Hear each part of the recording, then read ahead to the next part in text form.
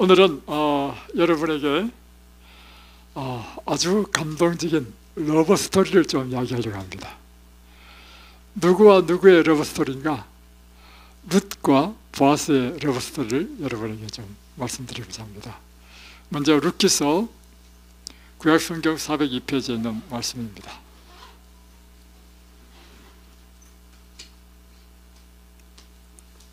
사사들이 치리하던 때 그 땅에 흉년이 드니라. 그러니까 시대적인 배경은 사사들의 치리하던 때였기 때문에 이것이 지금으로부터 한 3400년 전이 되겠죠. 아주 먼 옛날입니다. 그 땅에 흉년이 드니라. 그러니까 유다 땅에 흉년이 들었습니다. 그래서 유다 베들레헴의 한 사람이 그의 아내와 두 아들을 데리고 모압 지방에 가서 거류하였는데 이 흉년 때 유다 베들레헴에 사는 사람이 있었는데 그가 그의 아내와 두 아들을 데리고 흉년을 피하여 옆쪽 나라인 모압으로 이사를 갔다는 것입니다. 유다 베들레헴이라 하면 유다의 아주 중요한 곳이죠. 누가 탄생한 곳입니까? 예수님께서 탄생한 곳입니다. 2절, 그 사람의 이름은 엘리멜렉이요 그의 아내 이름은 나오미며 그의 두 아들의 이름은 말론과 기론이니 유다 베들레헴 에브라 사람들이었더라. 자, 베들레헴이 두 군데 있습니다. 하나는 이 예루살렘으로부터 한 10km 정도 떨어져 있는 이 유다 땅에 있는 베들레헴이 있고, 하나는 갈릴리 북쪽에 있는 스불론 땅에 있는 베들레헴이 있습니다. 그래서 여기서 말하는 베들레헴 에브랏, 이것은 베들레헴 에브라다인 것입니다. 이것은 미가서 5장 2절에 보면 메시아가 탄생할 장소라고 이야기했죠. 바로 그곳에 살던 사람이 좀 이렇게 지금 가뭄을 당해서 이제 모압 땅으로 그들이 이주를 하게 됩니다. 그들이 모압 지방에 들어가서 거기에 살더니 나오미의 남편 엘리멜렉이 죽고 나오미와 그의 두 아들이 남았으며. 근데 이사를 갔는데 이사간 목적은 뭐예요? 잘 살려고, 가뭄을 피해서 좀 풍족하게 살아보려고 갔는데 가자마자 그의 남편인 엘리멜렉이 죽었다는 것입니다. 그래서 이제 두 아들이 남았습니다. 4절, 그들이 모압 여자 중에서 그들의 아내를 맞이하였는데 이제 그 두 아들이 각자 아내를 맞이했습니다. 하나의 이름은 오르바요 하나의 이름은 룻이더라. 그들이 거기에 거주한 지 10년쯤에 이제 두 아들이 이제 장가를 갔습니다. 그 여자는 모압 여자와 결혼했습니다. 하나는 오르바고 하나는 룻이었습니다. 그래서 한 10년쯤 살다가 또 어떤 일이 일어났느냐. 5절에 보면 말론과 기론 두 사람이 다 죽고, 이번에는 누구도 죽었어요? 이제 나오미의 두 아들도 죽었습니다. 그러니까 남은 사람은 누구만 남았습니까? 아이고, 나오미와 두 자부, 그러니까 과부 셋만 남은 것입니다. 이런 기가 막힌 일이 어디 있습니까? 자, 기가 막힌 일을 당했습니다. 이제 한 집안에 이제 과부 3명만 살게 됐다는 것이죠. 6절에 그 여인이 모압 지방에서 여호와께서 자기 백성을 돌보시사 그들에게 양식을 주셨다함을 듣고, 그때 이제 무슨 이야기를 들었냐면 자기 지방, 곧 자기가 떠나온 유다 베들레헴에 하나님께서 풍년을 들겠다 하는 말을 듣고 다시 또 어디로 갑니까? 또 베들레헴을 갑니다. 여기 아주 귀중한 교훈이 있습니다. 어떤 교훈인지 아십니까? 사람은요, 양식을 따라 옮긴다는 것입니다.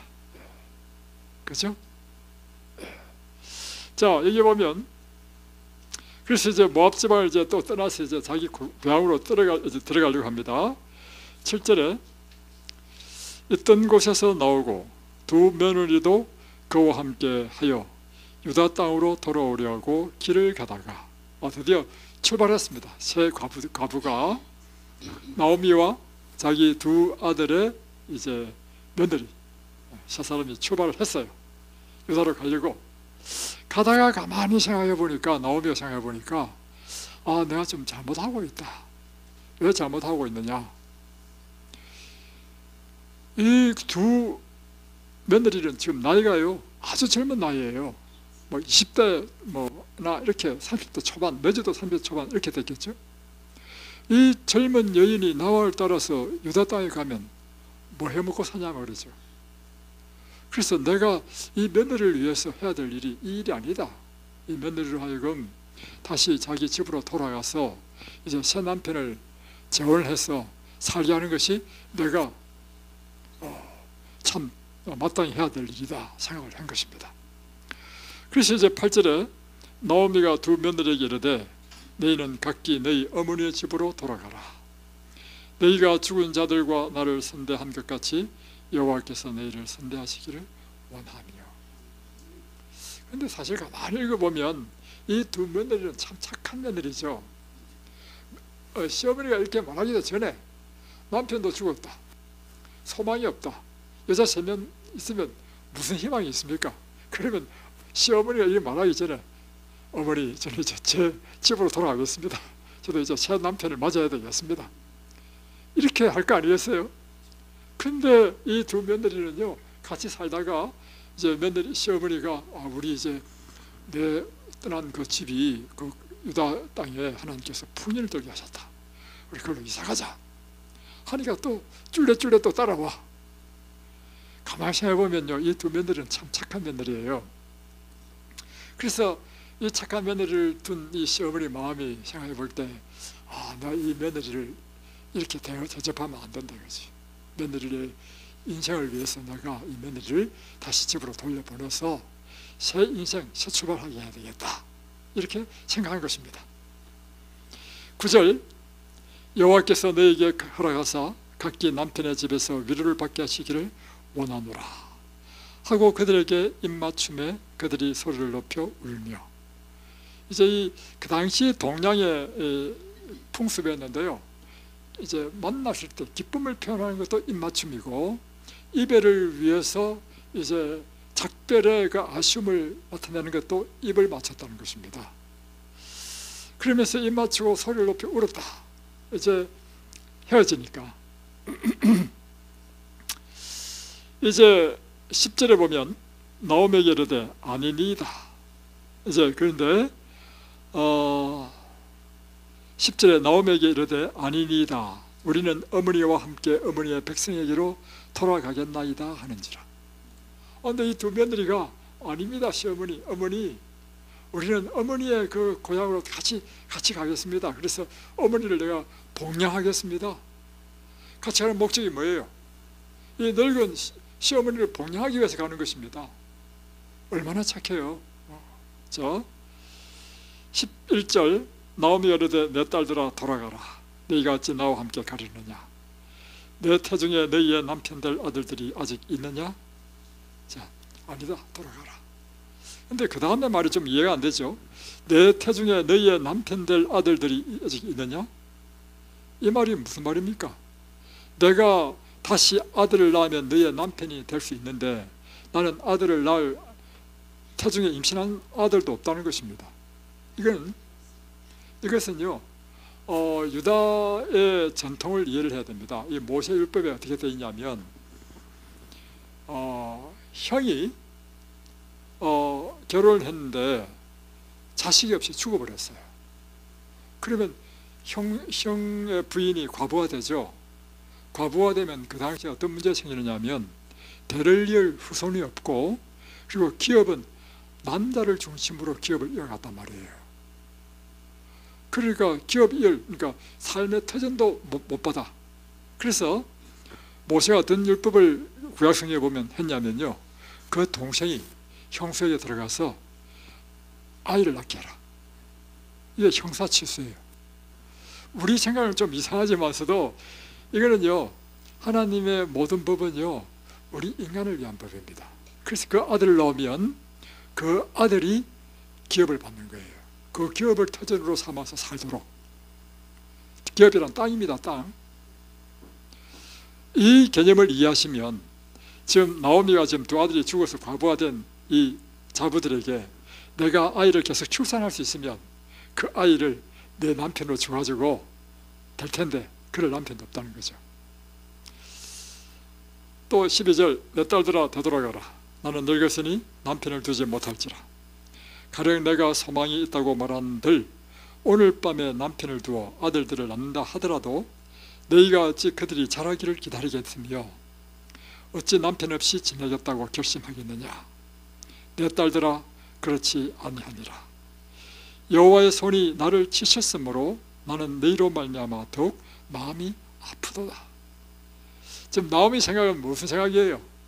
내가 지금 이렇게 지금 남편 나오미 입장에서는 완전히 이건 그야말로 비극의 연속 아니겠어요? 남편이 이제 10년 이내에 일어난 일입니다. 10년 동안 잘 살아보려고 모압 땅에 갔는데 모압 땅에 가서 10년도 안 돼가지고 맨 먼저 남편도 죽었지. 다음에 두 아들 죽었지. 얼마나 비극입니까? 그러니까 나오미 생각이 어떤 생각이 들었냐면 하나님이 나를 치셨다. 여호와의 손이 나를 치셨다. 내가 누구한테 벌 받았다는 것입니까? 사람은요 이렇게 비극을 당하면 어떤 생각을 하게 되냐면 하나님이 나를 벌 주셨다 이렇게 생각한단 말이에요. 이게 3400년 전이나 지금이나 사람들이 갖고 있는 생각은 똑같습니다. 하나님은 그런 분이 아니십니다. 자, 14절 그들이 소리를 높여 다시 울더니, 이 말을 하니까 두 자부가 소리를 높여서 울더니만 첫 번째 자부인 오르바는 그의 시어머니에게 입맞추고 시어머니를 떠났습니다. 다시 말하면 자기 살 길을 찾아서 갔다는 거예요. 그런데 둘째 시부인 룻은 그를 붙쫓았더라. 이게 뭐냐면 딱 달라붙어서 떠나지 않았다는 말입니다. 그래서 이제 15인 나오미가 이야기합니다. 15절 보라 내 동수는 그의 백성과 그의 신들에게로 돌아갔는데 너도 너의 동수를 따라 돌아가라 하니까 16절 롯이 말합니다. 내게 어머니를 떠나며 어머니를 따르지 말고 돌아가라 강권하지 마옵소서. 어머니께서 가시는 곳에 나도 가며 어머니께서 머무르시는 곳에서 나도 머물겠나이다. 어머니의 백성이 나의 백성이 되고 어머니의 하나님이 나의 하나님이 되시리이다. 이 룻기스에서요 가장 유명한 말이 이 말입니다. 어머니께서 가시는 곳에 나도 가겠고 어머니께서 머무르시는 곳에 나도 머물겠습니다. 어머니의 백성이 곧 내 백성이 되고 어머니의 하나님이 곧 나의 하나님이 되겠습니다. 와, 정말 여러분 이거요 진짜 힘든 일입니다. 어떻게 이런 일이 일어날 수 있을까 제가 곰곰이 생각해 봤거든요. 해보니까요 시어머니 나오미가 며느리에게 얼마나 잘했으면 두 며느리가 이렇게 시므를 따라 갔을까. 그리고 시므가 이렇게 강권했을 때 첫째 며느리는 갔지만 둘째 며느리는 끝까지 시므를 붙잡으며 붙들며 어머니가 가시는 곳에 나도 가고 어머니께서 머무르시는 곳에 나도 머물겠습니다. 어머니의 백성이 곧 나의 백성이 되고 어머니 하나님이 곧 나의 하나님이 되겠습니다. 하나님이 됩니다. 이거요 사실은 나오미가 엄청 정말 며느리한테 잘했다는 것입니다.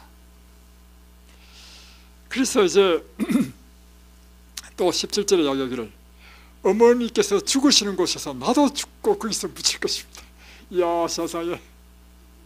그리고 만일 내가 죽는 일 외에 어머니를 떠나면 여호와께서 내게 벌을 내리시고 더 내리시기를 원하나이다. 이제 그 마음이 확 과죠. 그러니까 할 수 없이 나오미가 룻과 함께 이제 드디어 이제 베들레헴에 왔습니다. 19절 이에 두 사람이 베들레헴까지 갔더라. 베들레헴에 이를 때 온 성읍이 그들로 말미암아 떠들며 이르기를 이가 나오미가 아니냐 하는지라. 자, 그 당시에는 우리 옛날 시골을 생각해 보십시오. 제가 어릴 때 살던 시골은요, 시족 공동체였습니다. 그러니까 권씨들이 사는 마을, 또 뭐 성씨들이 사는 마을, 이런 마을이 있잖아요.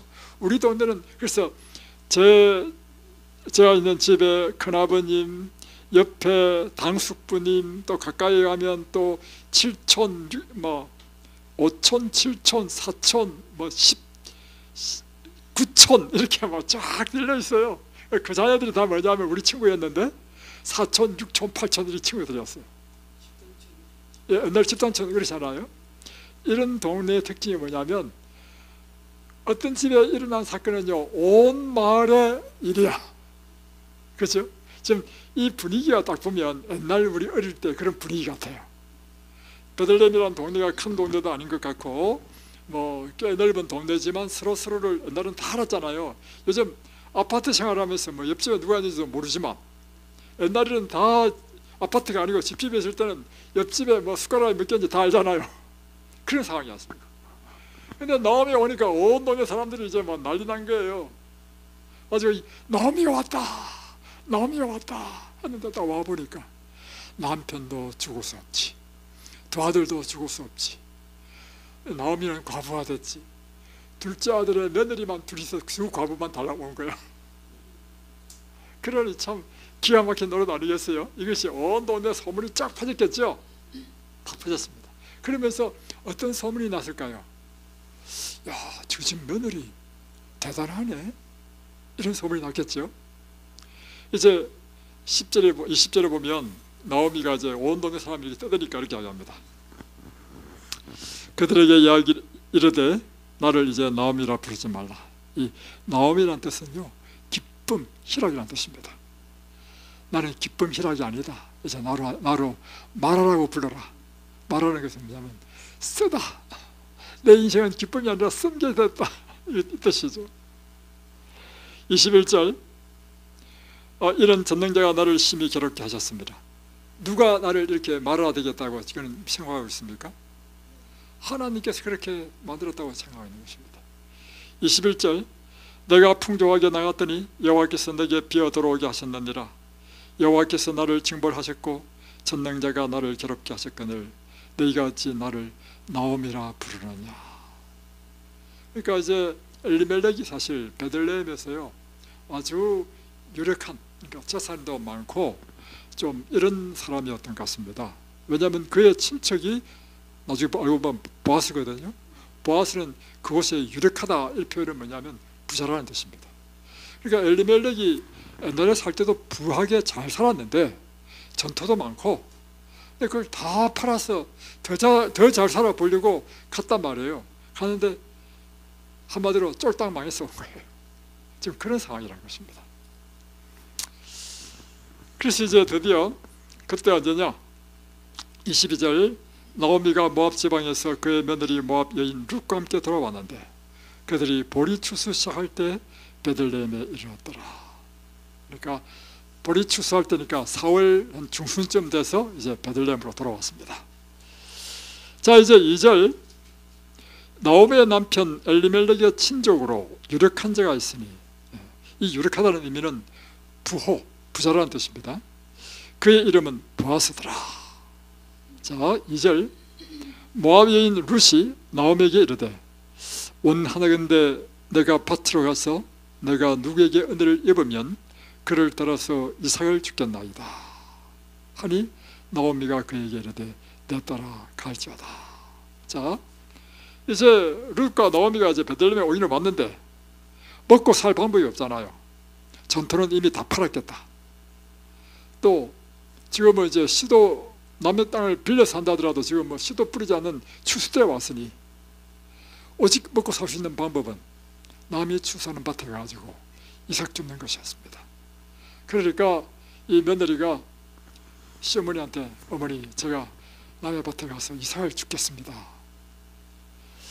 이야, 참 이 며느리 정말 착하지요. 정말 이런 며느리 없을 거야. 그래서 이제 그래 가라 하니까 이제 드디어 룻이 갔는데 우연히 누구 밭에 추수하는 밭에 가느냐면 그의 친족인 보아스의 밭으로 가서 이삭을 죽게 되었습니다. 자, 4절. 마침 보아스가 베들레헴으로부터 와서 베는 자들에게 이르되 여호와께서 너희와 함께 하시기를 원하노라 하니 그들이 대답하되 여호와께서 당신에게 복 주시기를 원하나이다. 그러니까 이제 이 밭의 주인이 보아스예요. 보아스가 이제 추수할 때 이제 일꾼들을 다 시켜서 추수하는데 와가지고 이제 추수 잘하나 보러 온 거예요. 와가지고는 일꾼들에게 여호와께서 너희에게 여호와께서 너희들과 함께 하시기를 내가 원하노라. 옛날에는 이 인사도요 굉장히 뭐랄까 오늘하고 좀 다른 것 같아. 그러니까 또 일꾼들도 이야기하기를 여호와께서 당신에게 복 주시기를 원하나이다. 이게 화답이야.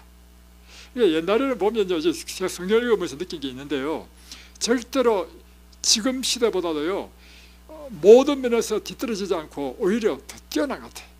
표현, 말하는 것 보면. 그래서 이제 했는데 보아스가 누굴 봤냐면 그래서 이삭 주는 여인 중에 새로운 여인을 보게 된 거예요. 그 여인이 바로 룻이었습니다. 자, 보아스가 베는 자들을 거느린 사원에게 이르되 이는 누구의 소녀냐 처음 보니까 물었습니다. 그러니까 그 다음 이야기는 제가 이야기를 다시 합니다. 저 모압에서 온 그 나오미와 함께 온 그 자부인 룻입니다 하면서 이제 이 사환이 그동안 지켜보니까 이 룻이 한 것이 너무 기특한 거야. 그러니까 이 보아스에게 룻을 막 칭찬합니다. 자, 그의 말이 나로 베는 자를 따라 단 사이에서 이삭을 죽게 하소서 하였고 아침부터 와서는 잠시 집에서 쉰 외에 지금까지 계속하는 중이니이다. 그러니까 열심히 줍는데 깨어름도 부르지 않는다는 것입니다. 그러니까 사실 이 나오미와 룻의 이야기는 보아스도 들었잖아요. 그리고 야, 그런 착한 며느리가 있어 라고 생각했는데 실제로 이제 그 룻을 보게 된 거예요. 그러니까 그 마음에 한편으로는 측은한 마음이 들기도 하고 그를 돕고 싶은 친족이니까 마음이 들었습니다. 그래서 이제 이 룻에게 말합니다. 내 딸아 들으라.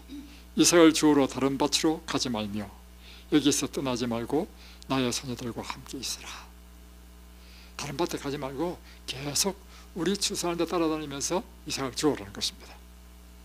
그리고는 이제 이 보리를 빼는 그의 일꾼들에게 이야기를 보리 추수하다가 한 줌씩 이렇게 흘리라는 거예요. 일부러 흘리라고 뭐 하도록 이 룻이 뒤따로. 그리고 또 이제 보아스 이제 룻에게 말합니다. 목이 마르거든 가서 소년들이 기러운 것을 마실지니라 이렇게 했습니다. 그러니까 이 룻이 너무 감동해가지고 얼굴을 땅에 엎드리고 이렇게 이야기하죠. 나는 이방 여인인데 어찌 당신이 내게 이렇게 은혜를 베푸시며 나를 돌아보십니까? 막 마음에 감동이 받아 이 룻이 이제 이 보아스에게 감사를 표현하죠. 그러니까 보아스가 또 답변합니다. 너무너무 재밌어요. 한번 들어보세요. 11절. 그에게 대답하여 이르되 내 남편이 죽은 후로 내가 시어머니에게 행한 모든 것과 내 부모와 고국을 떠나 전에 알지 못하던 백성에게로 온 일이 내게 분명히 알려졌느니라. 그러니까 이미 이 베들레헴에 있는 모든 사람은 야, 그 며느리 참 훌륭하네, 참 착하네, 이런 것이 다 소문이 알려져 있다는 것이죠. 12절. 여호와께서 내게 행한 일에 보답하시기를 원하며 이스라엘의 하나님 여호와께서 그의 날 아래에 보호를 받으러 온 내게 온전한 상 주시기를 원하노라. 그러니까 또 룻이 또 대답합니다. 주여, 내가 당신께 은혜 입기를 원하나이다. 나는 당신의 하녀 중에 하나와도 같지 못하오나 당신이 이 하녀를 위로하시고 마음을 기쁘시게 하는 말씀을 하셨나이다. 이제 또 식사할 때 이제 룻을 이리 오라 하고는 떡을 주고 또 곡식 뱉는 자 곁에 앉아서 볶은 곡식을 또 그에게 또 주어서 배불리 먹고 남도록 했습니다. 그래서 나중에 룻이 뭐 하냐면요, 저희 먹다 남은 떡하고 볶은 곡식 있죠, 그걸 또 싸가지고요 집에 가서 자기 시모 드립니다. 이야, 참 감동이죠.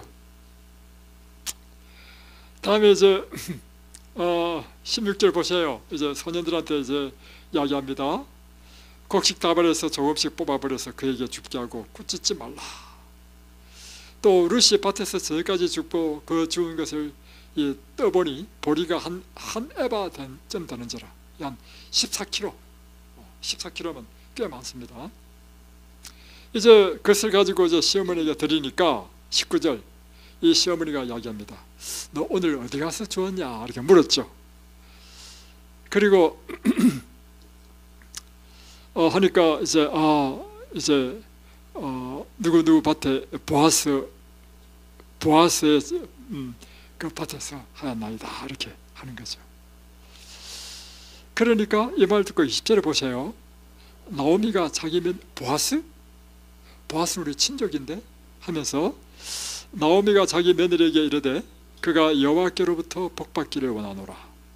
그가 살아있는 자와 죽은 자에게 은혜 베풀기를 그치지 아니하도다 하고는 나오미가 또 그에게 이르되 그 사람은 우리와 가까우니 우리 기업을 물을 자 중에 하나이니라 하니라.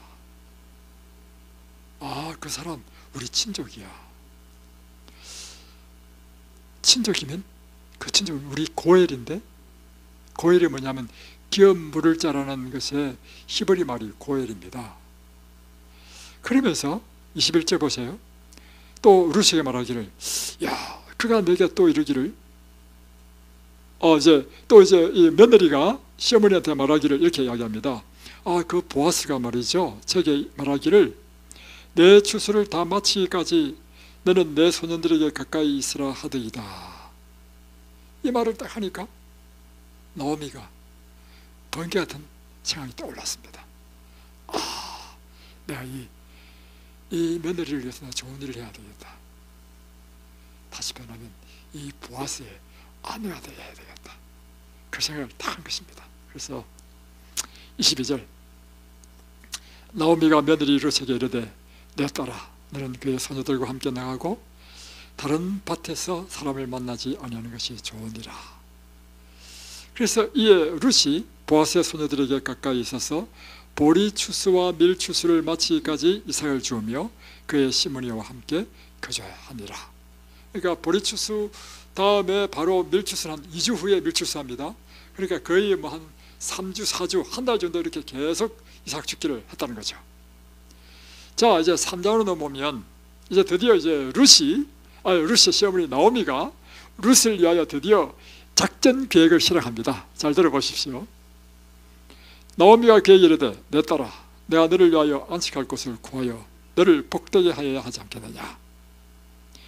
내가 함께 하던 하녀들을 둔 보아스는 우리의 친족이 아니냐. 그가 오늘 밤에 타작마당에서 보리를 까불리라. 그런즉 너는 목욕하고 기름을 바르고 의복을 입고 타작마당에 내려가서 그 사람이 먹고 마시기를 다 하기까지 그에게 보이지 말고 그가 누울 때 그가 어디에 누웠는가 잘 봐두고는 이제 밤이 돼서 다 잠자리에 들면 그의 발치 이불을 들고 그 발치에 누우라. 그러면 그가 내 할 일을 내게 알게 하리라. 이제 시어머니가 지금 이 며느리를 위해서요 지금 드디어 아주 귀한 꾀를 내는 것입니다. 며느리에게 너 오늘 목욕해라. 기름을 쫙 바르고 옷도 깨끗한 옷을 갈아입고 오늘 보리 이 시간 타작하는 날이거든. 그러니까 가서 내 몸을 보이면 안 돼. 이거 자세히 살펴서 이제 다 끝나고 저녁도 먹고 잠자리에 딱 들 때 이 보아스가 어디에 자는지를 잘 보고는 이제 밤이 깊어서 잘 때까지 가만히 있다가 잠이 들면 살금살금 가지고 이 보아스의 발치 이불을 탁 들고 그 밑에 그 뒤에 그 아래에서 탁 넣어라 이렇게. 그래가지고 이제 드디어 이제 룻이 그렇게 했습니다. 그러니까 이제 밤중에 이제 보아스가 자다가 또 몸을 뒤척거리다가 탁 발이 막 걸려. 그래서 화들짝 놀라서 딱 깨보니까 한 여인이 있는 거예요. 그래서 8절에 보면 9절에 보면 내가 누구냐 하니까 이 룻이 말합니다. 나는 당신의 여종 룻이오니 당신의 옷자락을 펴서 당신의 여종을 덮으소서. 이는 당신이 기업을 물을 자가 됨이니이다. 자, 이 기업 물을 자부터 좀 설명을 하고 넘어가겠습니다. 그래야 여러분이 이제 의미를 알 수 있으니까.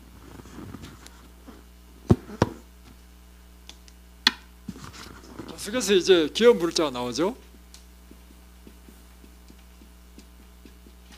한국어로는 이렇게 번역됐는데요. 이게 원래 이 구약은 히브리어입니다. 히브리어는 고엘입니다. 고엘.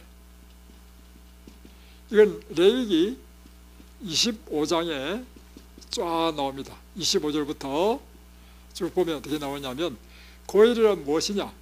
그것은 가까운 친족이 어려움을 당했을 때 그 친족을 구원해 주는 계획입니다.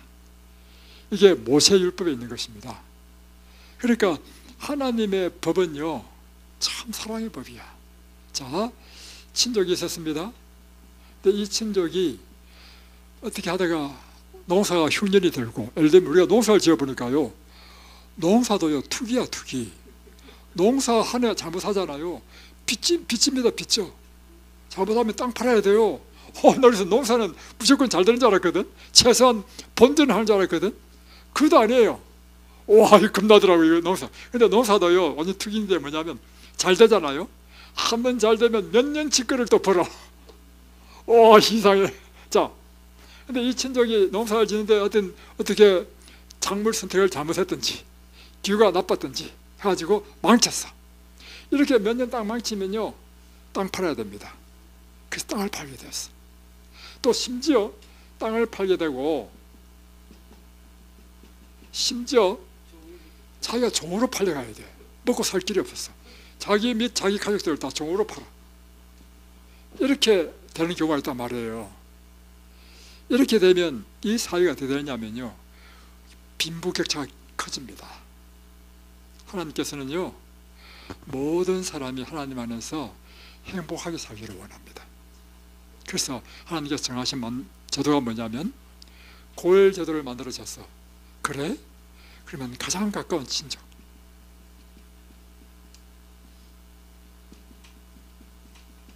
이 친족은 부자야. 그러면 이 친족이 뭘 해야 되느냐면 이 대신 이 땅을 사줘. 왜 삽니까? 자기 친족 주려고, 자기가 가지려고 하는 게 아니야. 그리고 종으로 팔렸다, 종값을 지불하고 또 다시 자유인이 되게 해야 돼. 이게 고엘 제도입니다. 와, 참 너무 좋은 제도죠. 그런데 그뿐만 아니라 친족이요, 그래서 죽었어. 그래가지고 그 부인만 달랑 남아가지고, 이 부인이 결국에 뭐가 돼요? 과부가 되잖아요. 그러면 이 이스라엘 법에 의하면 남자를 통해 가지고 기업이란 땅입니다. 원래 이제 출애굽해가지고 가나안 땅에 들어가가지고 각 지파마다 땅을 분배해 주잖아요. 분배해 줄 때마다 각 가정이 자기 분배받은 땅을 기업으로 해서 살도록 했단 말이에요. 그래서 배당받은 땅이 있어. 그런데 이 친족이 가난해서 땅도 팔아버렸고, 다음에 또 어떻게 해서 죽어버렸어. 그러면 과부만 남잖아요. 부인만 남잖아요. 그러면 땅도 집도 없고 이 과부는 결국에는 빈털터리 되잖아요. 이럴 때는요, 친족이 이 부인과 결혼해줘야 돼. 그래가지고는 땅도 사가지고 땅도 돌려주고 결혼해가지고 자식도 낳아줘야 돼. 그래서 이 자식이 이 땅을 이어가더라. 여러분, 세상에 이런 법 보셨나요? 와, 세상에, 이게 하나님께서 구약시대 때 이스라엘 백성에게 주신 법이야. 야, 정말 너무너무 놀랍지요. 그래서 지금 보세요. 딱 지금 나오미가 딱 그 꼴이야. 나오미가 자기 남편도 죽었죠. 땅도 다 팔았죠. 그리고 며느리는 룻밖에 없어. 과부밖에 없어. 그러니 이들이 죽어버리면 원래 이 엘리멜렉에게 주어진 기업은요 남의 손에 넘어가 버리는 거예요. 그러니까 고엘제도는 하여튼 나오미가 결혼하든지 룻이 결혼하든지 누구든지 누가 친족이 결혼해주고 뭘 낳아줘야 돼? 아들을 낳아줘야 돼. 그러니까 이 기업물을 제도를 통해서요 나오미가 야 나는 이미 늙었으니까 애 못 낳으니까 너밖에 희망이 없다. 너 오늘 밤에 보아스가 어디가 자는지 잘 보고 이불을 탁 이라 그래가지고 애를 한번 낳으라요. 애를 낳으라고. 여러분 그래서 여러분 이 성경은요 우리 이 인간의 생각으로는 이해가 안 됩니다. 하나님의 그 마음을 봐야 돼. 그죠? 그러니까 이 룻이 이제 발제에 딱 들어갔는데 보아스가 딱 보니까 룻인 거예요.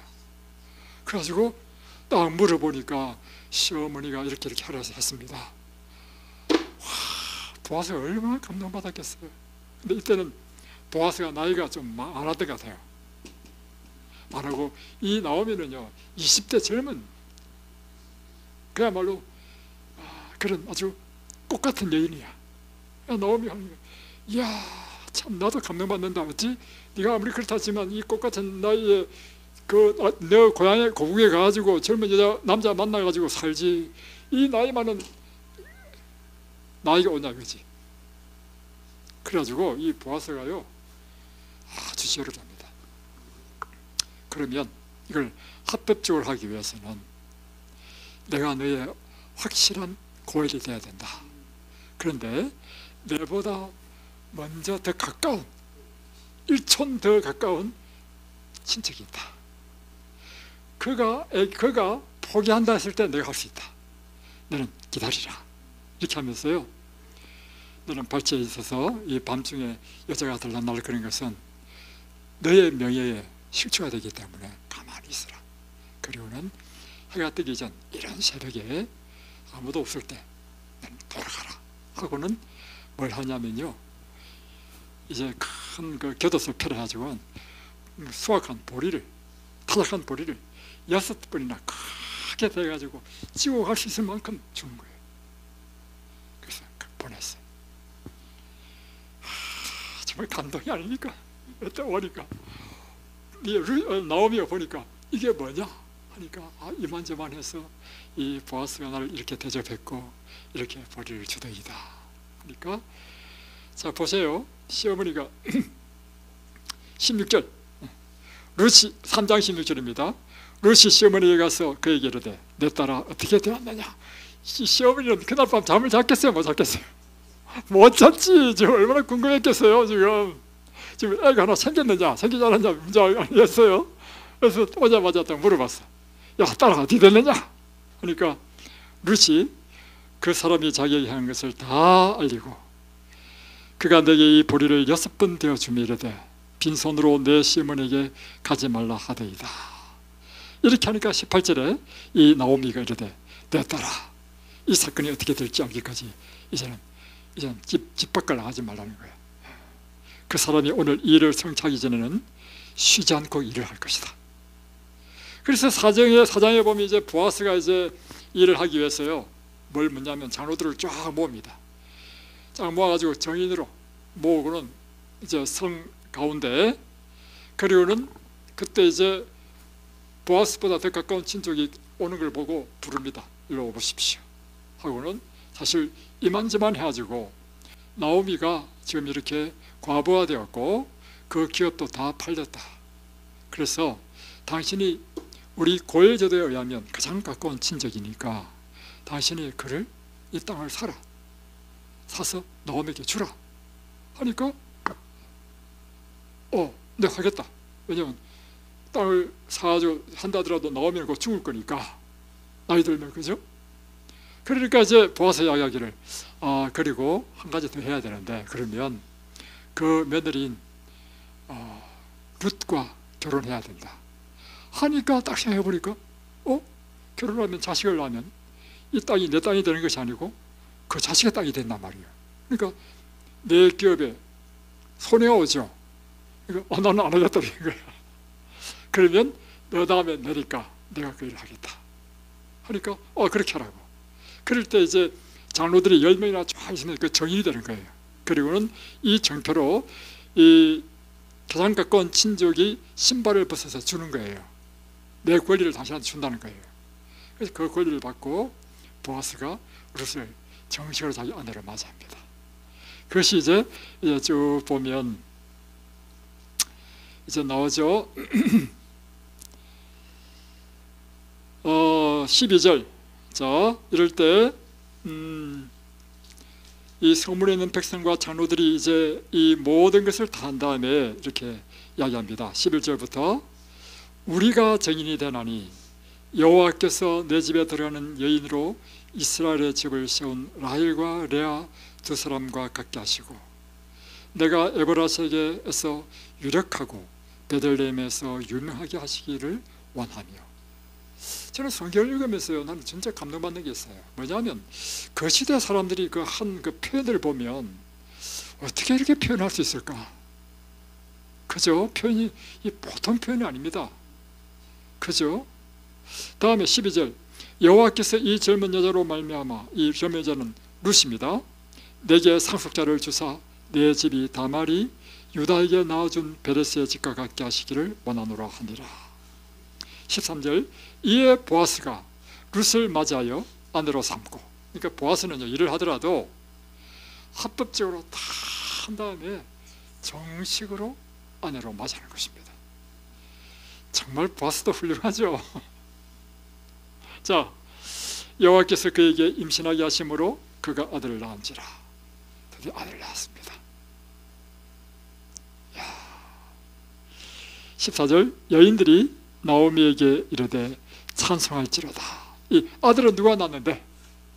룻이 낳는데 누가 지금 가장 기뻐합니까? 모든 사람이 누구에게 축하합니까? 나오미에게. 자, 보세요. 여호와께서 오늘 내게 기업 물을 자가 없게 하지 아니하셨도다. 이 아이의 이름이 이스라엘 중에 유명하게 되기를 원하노라. 이는 내 생명의 회복자이며 내 노년의 복량자라.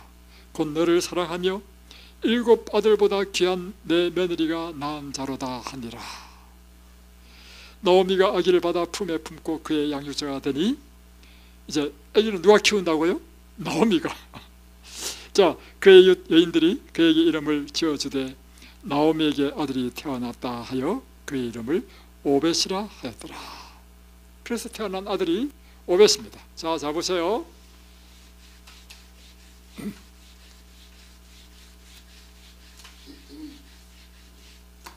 자, 보아스와 룻이 결혼해서 난 아들이 오벳이죠. 근데 오벳이 아들 낳았는데 이새입니다. 이새는 누구죠?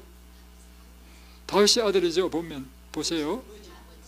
아버지. 다윗의 아버지. 아버지. 다음에 이새가 누굴 낳냐면 다윗을 낳았어요. 그러니까 졸지에 룻이 뭐가 되냐면 이스라엘의 최고의 왕은 누구예요? 다윗이잖아요. 다윗의 할머니가 돼요. 할머니 맞죠? 아니죠. 정조모. 와. 그리고 이 다윗에서 누가 태어났어요? 예수님. 졸지에 룻은요, 메시아의 조상이 됐어요. 정말 감동이 아닙니까? 그런데 여러분, 이 룻기를 기록한 목적은 무엇이겠습니까? 모든 성경은요, 우리에게 영생을 주기 위하여 기록했고, 그 영생은 예수님에게서부터 오기 때문에 모든 성경의 이야기는 누구의 이야기입니까? 예수님의 이야기입니다. 첫 번째는 예수님이 누구의 후손으로 온 것인지를 보여주기 위해서 이 룻기를 줬고요. 두 번째는 이 룻기의 주인공은 보아스와 룻입니다. 그렇죠? 이 보아스는 누구고 룻은 누굽니까? 이 보아스가 바로 예수님이에요. 예수님. 룻은 과부가 된 우리야. 예수님이 누구와 결혼해 주신다고요? 이 과부가 되고 쫄딱 많이 가지고 기업도 없고 찬양한 신세된 우리에게 오셔서 남편이 되셔서 우리에게 뭘 줘요? 기업, 곧 하늘을 주고 영생을 주시고, 예수님이 우리의 기업 물자입니다. 우리가 빼앗겼죠. 하나님께서 처음에 이 세상을 창조하셨습니다. 구속은 회복이랬죠. 구속은 회복이죠. 자, 이거를 창조했습니다.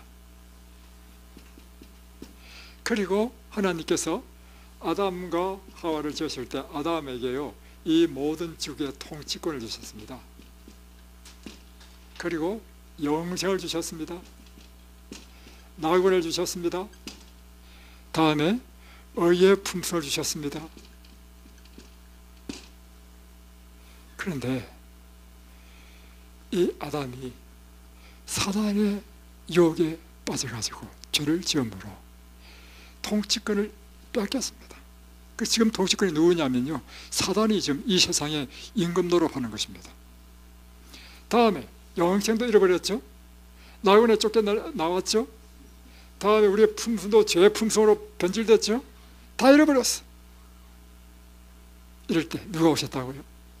우리는 뭐 됐냐면 지금 과부가 됐어요. 과부, 룻이 됐어요. 룻이.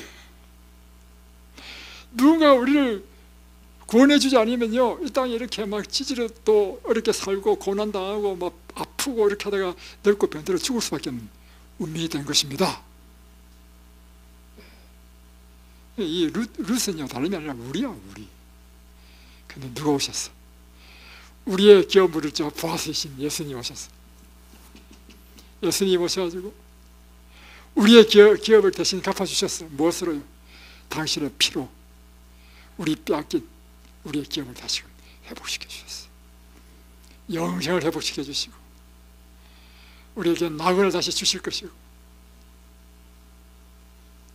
우리의 보아스신 예수님이 우리를 완전히 회복시켜 주시는 이야기가 알고 보면 룻기 이야기입니다.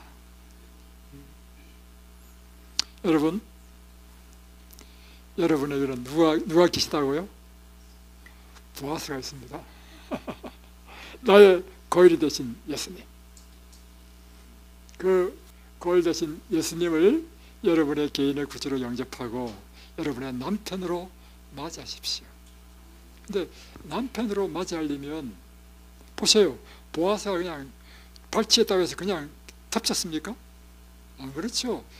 정식으로 법적으로 모든 절차를 쫙 해가지고 합법적으로 아내로 맞이했습니다.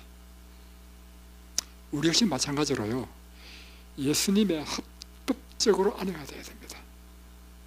그냥 좋아서 그냥 나를 믿는다, 그건 동거예요. 동거하지 말고 결혼을 해야 돼. 결혼하려면 뭘 해야 되냐면 결혼식을 해야 돼. 결혼식을 하는 것이 무엇이냐면 침례를 받는 것입니다. 침례란 무엇인가? 예.